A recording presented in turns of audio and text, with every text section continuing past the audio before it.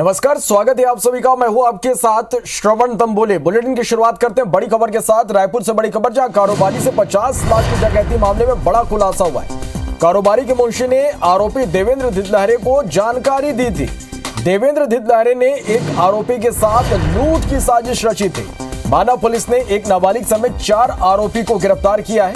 आरोपी देवेंद्र धितलहरे, मुंशी विकास चतुर्वेदी, संजू श्रीहोल को गिरफ्तार किया गया है और अब तक 3 नाबालिग समेत 14 आरोपी इस पूरे मामले में गिरफ्तार हो चुके हैं। पुलिस ने अब तक 14 लाख रुपए की यहां पर रिकवरी भी कर ली है। 14 लाख रुपए बरामद कर लिए गए हैं। डकैती का मास्टरमाइंड अजय उर्फ अज्जू अब भी फरार है। तहसीन जैदी हमारे संवाददाता फोन लाइन पे जुड़े। तहसीन, कैसे हुआ इस पूरे मामले का खुलासा?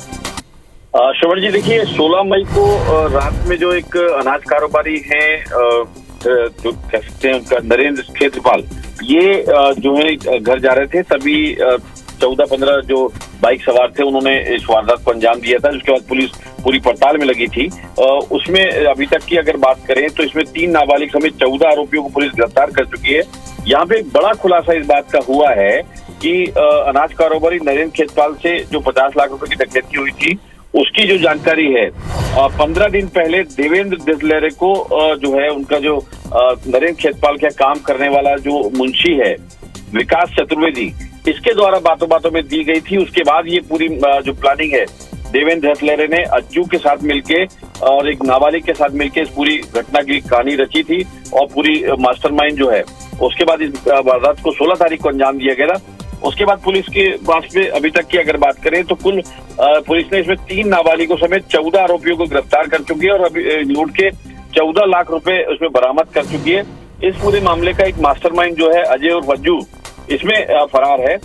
पुलिस ने पहले जो 10 लोगों को गिरफ्तार किया था कल, आज जो है एक नाबालिग समेत कुल 3 लोगों को गिरफ्तार किया है।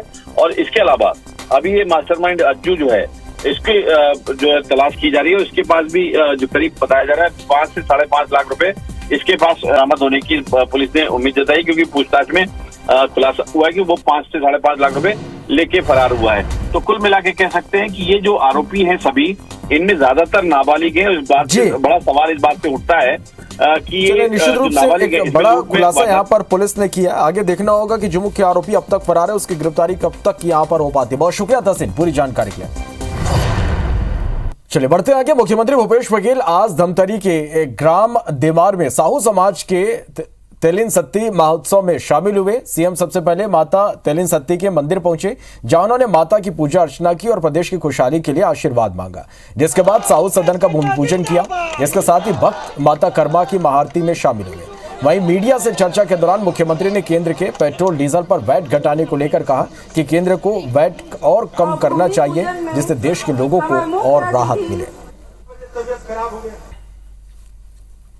पहले भी बिना मांगे दिए थे और आज भी देने का आश्वासन दिए और मिलेगा। इतना बड़ा समाज है, निश्चित रूप से धमतरी जिला एक घनत्व वाला समाज है, बृहत आबादी वाला साहू समाज है और हमारे तेलिन सत्ती माई का आज हमने महोत्सव का शुभारंभ किया है और उनकी कृपा दृष्टि जरूर बनेगी, इसमें कोई संदेह नहीं है। साहू समाज के द्वारा तेलिन सत्ती दाई के पूजा अर्चना करने के बाद भूमि पूजन भी हुआ और अधिक राशि की मांग की है। मैंने कहा कि राशि की कोई कमी नहीं आने दी जाएगी।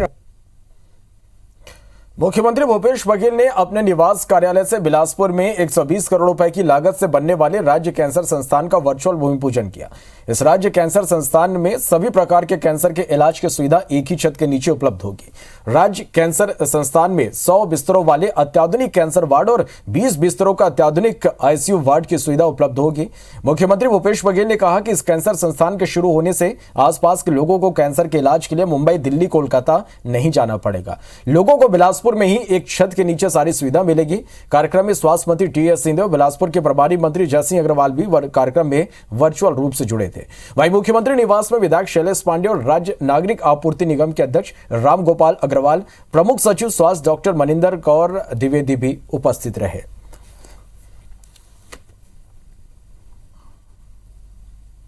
छत्तीसगढ़ में स्वास्थ्य सुविधाओं के विस्तार की दिशा में लगातार किए जा रहे प्रयासों के क्रम में आज एक और महत्वपूर्ण पहल की जा रही है। आज इस कार्यक्रम के माध्यम से 120 करोड़ रुपए की लागत से बिलासपुर में राज्य कैंसर संस्थान के निर्माण के लिए भूमि पूजन किया गया। राज्य कैंसर संस्थान बिलासपुर में 100 बिस्तरों का अत्याधुनिक कैंसर वार्ड होगा। केंद्र सरकार ने पेट्रोल और डीजल में एक्साइज ड्यूटी कम कर दी है, जिससे पेट्रोल में 9.5 और डीजल में 7 रुपए की कमी हुई है। अब छत्तीसगढ़ भाजपा राज्य सरकार से मांग कर रही कि वह वैट घटाकर जनता को राहत पहुंचाए। भाजपा इस मुद्दे को लेकर जल्दी जनता के बीच जाएगी, साथ ही धरना प्रदर्शन की रणनीति भी तैयार कर रही। इसी मामले पर भारतीय जनता युवा मोर्चा के पदाधिकारियों ने रायपुर के शास्त्री चौक स्थित पेट्रोल पंप में मिठाई बांटकर प्रधानमंत्री नरेंद्र मोदी के प्रति आभार जताया। भाजपा प्रदेश अध्यक्ष अमित शाह ने कहा कि केंद्र सरकार ने अपना काम कर दिया। अब राज्य सरकार को पेट्रोल और डीजल पर वैट कम करना चाहिए, नहीं तो आगामी दिनों में राज्य सरकार के खिलाफ प्रदर्शन करेगी। वहीं पूर्व मंत्री बृजमोहन अग्रवाल का कहना है कि राज्य सरकार केंद्र पर आरोप लगाकर अपने कर्तव्यों से बचना चाहती है, उसे जल्द से जल्द वैट कम करना चाहिए। इस मुद्दे पर मुख्यमंत्री भूपेश बघेल का कहना है कि केंद्र सरकार जितनी एक्साइज ड्यूटी लगाई उससे पहले उसे उतनी वापस ले ले, इससे रेट कम हो जाएगा और राज्यों का हिस्सा खुद कम हो जाएगा। उन्होंने ये भी कहा कि केंद्र सरकार ने पेट्रोल डीजल पर 4% सेस भी लगाया है, जिसे हटाया जाना चाहिए।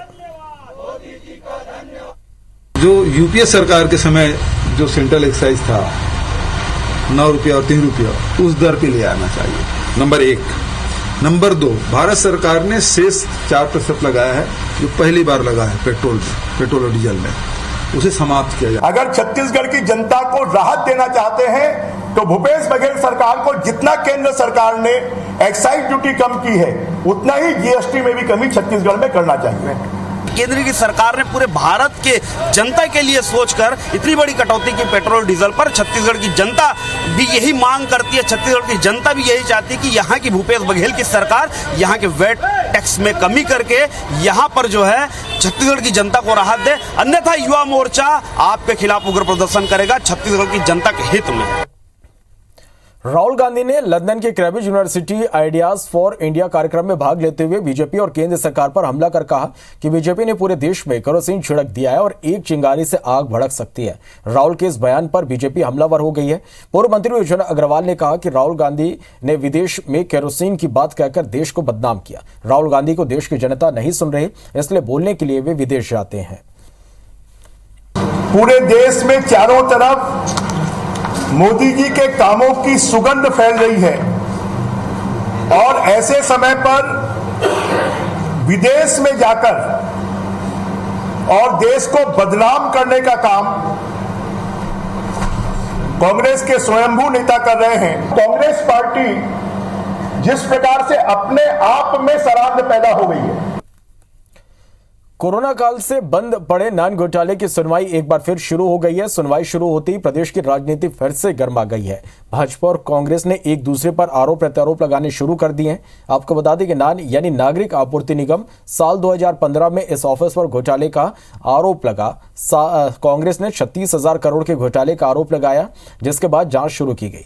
आरोप है कि रिश्वत लेकर मिलर्स ने का लाखों क्विंटल घटिया स्तर यानी कि डी ग्रेड का चावल बढ़िया यानी ए ग्रेड चावल मानकर खरीद दिया गया। आरोप लगा कि इससे न केवल मिलर्स को बल्कि नान के अधिकारियों को भी करोड़ों की कमाई हुई और यह पैसे छोटे से लेकर बड़े अधिकारियों के अलावा सरकार के लोगों तक पहुंचा। सोमवार से शुरू हुई सुनवाई में कोर्ट ने 12 लोगों को समन भेजकर गवाही के लिए बुलाया है। ऐसे में उम्मीद जताई जा रही कि बीते 7 साल पुराने मामले में जल्द फैसला आएगा। लगभग अंतिम चरणों में तो केस आ ही गया है। न्यायालय जिस तरीके से जिस स्पीड से ट्रायल में मूवमेंट हो रहा है और हम लोग भी पूरा कोऑपरेट कर रहे हैं, तो बहुत जल्दी इसका जजमेंट आ जाएगा। कि नान की कालिख में जिन लोगों के हाथ रंगे हुए हैं, आज वही लोग सरकार का महत्वपूर्ण हिस्सा है। सुप्रीम कोर्ट ने जो उन पर टिप्पणी की है उसको भी गौर करने वाली बात है। तो आज कहीं ना कहीं जिन पे आरोप ये लगाते थे विपक्ष में रहते हुए, आज उनके साथ में मिलकर सरकार चलाई जा रही है। पहले दिन से जब ये घोटाला उजागर हुआ था, तब से इसके लिए दोषी डॉक्टर रमन सिंह को मानते थे। सीएम मैडम कौन थी, चाहते थे इसकी जांच हो, इसीलिए एसआईटी का गठन करवाया जा रहा था। प्रश्रय देने का काम तो नेता प्रतिपक्ष कर रहे थे, जो एसआईटी के काम को रोकने के लिए कोर्ट में गए थे। CRPF DG Kuldeep Singh Elma गुंडा कैंप के प्रवास पर हैं। यह पहली बार है कि सीआरपीएफ के डीजी यहां पहुंचे हैं। कुलदीप सिंह कैंप में जवानों का उन्होंने हौसला बढ़ाया। साथ ही कोबरा 206 बटालियन, सीआरपीएफ की 131वीं बटालियन और एसटीएफ के जवानों से उन्होंने चर्चा की। डीजी कुलदीप सिंह ने एल्मा गुंडा में जवानों की कड़ी मेहनत और सफलतापूर्वक कैंप स्थापित करने के लिए जवानों अधिकारियों की सराहना की। साथ ही सुकमा एसपी सुनील शर्मा को डीजे डेस्क अवार्ड से सम्मानित भी किया। दुर्ग जिले में खनिज माफिया सक्रिय है। लगातार धड़ल्ले से खनिज की चोरी हो रही है और विभागीय अधिकारी चैन के नींद सो रहे। यहां तक कि प्लांटों के उपयोग में आने वाली मोल्डिंग सेड भी बाजारों में बेचा जा रहा। शासन से जितने एरिया के खनन की लीज मिली है उसका भी उल्लंघन हो रहा। साथ ही ग्राम पंचायत के आपत्ति को भी दरकिनार कर खनन किया जा रहा है। दरअसल दुर्ग जिले के आमटी पंचायत अंतर्गत तांदुला नदी में लीज धारक पर नियम शर्तों के उल्लंघन के आरोप लगे हैं। ग्रामीणों ने अपने क्षेत्र में हो रहे इस खनन का विरोध किया और आरोप लगाया कि लीज धारक ने हजारों ट्रिप रेत की चोरी कर बाजार में बेच दिया। विभागीय अधिकारी जब जांच के बाद कार्रवाई की इस पूरे मामले में बात कह रहे हैं। मेरे को गांव वाले बताए कि जितना एरिया उनसे कहीं बाहर खोद रहे हैं, तो मैं उनको जा करके मना किया कि आप भाई जितना आपका सक्सेरिया का एरिया है उतने तक के आप रेत का खोदन करो, बाकी ऊपर मत करो। तो नहीं, थोड़े से खोदें, ऐसे बोला तो मैं मना किया उसको। वो मोल्डिंग्स एंड मेजर मिनरल में उपयोग होता है, गोल्ड खनिज के रूप में उपयोग नहीं होता है। तो हम जांच कर लेते हैं, कार्रवाई यदि गोल्ड खनिज में उपयोग किया जा रहा है तो कार्रवाई करेंगे। मरीजों को समय पर अस्पताल पहुंचाकर जान बचाने वाली एम्बुलेंस को अगर दीवारों के बीच छिनवा दिया जाए तो यह देखकर हर किसी को हैरानी होगी और स्वास्थ्य महकमे पर सवाल उठना भी लाजमी होगा। ऐसी कुछ तस्वीरें सामने आई छत्तीसगढ़ के पेंड्रा सामुदायिक स्वास्थ्य केंद्र से, जहां दो भवनों के बीच खड़ी एक एम्बुलेंस उस सबका ध्यान अपनी ओर आकर्षित करती है और कई सवाल भी खड़े करती है। दरअसल यह एम्बुलेंस कई सालों से खराब पड़ी थी। स्वास्थ्य महकमे ने इसे रिपेयर करवाने के में कोई दिलचस्पी नहीं दिखाई और न ही इसे नीलाम किया गया। हालांकि एम्बुलेंस की कंडीशन देखकर यह कहा जा सकता है कि अगर रिपेयर कराया जाता तो मरीजों के काम आ सकती थी, लेकिन रिपेयर करवाने की बजाय उसे दो भवनों के बीच ऐसे खड़ा कर दिया गया जैसे उसे दीवारों में चुनवा दिया गया हो। जब बिलासपुर सांसद अरुण साव की नजर इस एम्बुलेंस पर पड़ी तो उन्होंने जिले की स्वास्थ्य व्यवस्था पर सवाल खड़े किए। स्वास्थ्य सुविधा को लेकर कितनी सजग और सक्रिय है, ये बता रहा है कि किस प्रकार से ये एम्बुलेंस की हालत है और लोगों को क्या सुविधा मिल रही है। बीच में एक तरह से दीवारों में चुनवाई गई है ये, और स्वास्थ्य व्यवस्था कैसी है छत्तीसगढ़ की वर्तमान में, ये दर्शा रहा है। पेंड्रा में रेलवे अधिकारी पर मानसिक और शारीरिक प्रताड़ना का आरोप लगाने वाली महिला कर्मी को निलंबित कर दिया गया। दरअसल महिला कर्मी ने पेंड्रा रोड रेलवे स्टेशन के सीनियर स्टेशन इंजीनियर मकसूद आलम पर प्रताड़ना का आरोप लगाया था और शनिवार को कार्यालय के गेट पर धरना भी दिया था। वहीं मकसूद आलम ने आरोपी को निराधार बताया। रेलवे के उच्च अधिकारियों ने जांच के बाद महिला कर्मी के रेलवे और गैर जिम्मेदाराना मानते हुए निलंबित कर दिया। बता दें कि पति की मौत के बाद महिला को अनुकंपा नियुक्ति मिली थी।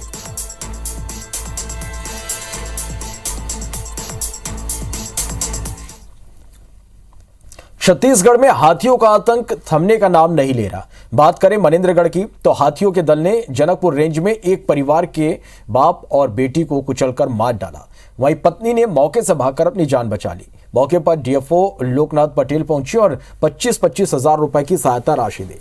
तो वहीं घटना के कई घंटे बीत जाने के बाद भी वन अमले के नहीं पहुंचने की वजह से ग्रामीणों में नाराजगी देखी गई। इधर महासमुंद बार अभयारण्य के पास 3 हाथी सिरपुर के जंगलों के सरहद की तरफ देखे गए, जिसे देखते हुए वन विभाग ने इलाके में अलर्ट जारी कर दिया है।